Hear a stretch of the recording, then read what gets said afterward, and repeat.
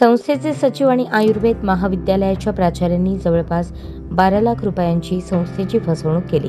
या प्रकरणी 16 वर्षांनंतर दाखल फिर्यादीनुसार फौजदार चावडी पोलीस ठाण्यात उभयतांविरुद्ध गुन्हा दाखल करण्यात आला आहे। दीपक शंकरराव आहेरकर आणि प्रदीप सतीश नांदगावकर अशी आरोपींची नावे आहेत।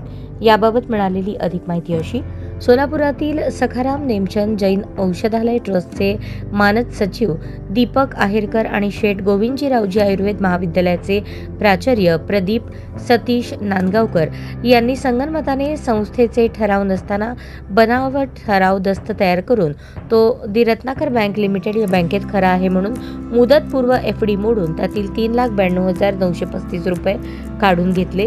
हा प्रकार 2005 ते 2009 दरम्यान गोविंदजीरावजी आयुर्वेदिक महाविद्यालयात घडला।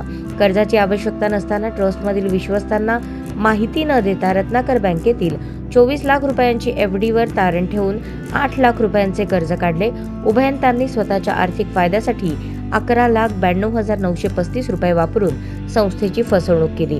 हा प्रकार निदर्शनास आल्यावर अरविंदरावजी दोशी राहणार सोनी कॉलेज समोर प्रतापनगर रोड सोरेगाव यांनी शुक्रवारी मध्यरात्री फौजदार चावडी पोलीस ठाण्यात फिर्याद दाखल केली। त्यानुसार दीपक आहेरकर राहणार पश्चिम मंगळवार पेठ सोलापूर आणि प्रदीप सतीश नांदगावकर राहणार पन्नालाल नगर अमरावती यांच्या विरुद्ध भारतीय दंडविधान कलम 420, 467, 438, 471, 34 प्रमाणे गुन्हा दाखल करण्यात आला आहे। सहाय्यक पोलीस निरीक्षक पाटील या गुन्ह्याचा अधिक तपास करत आहेत।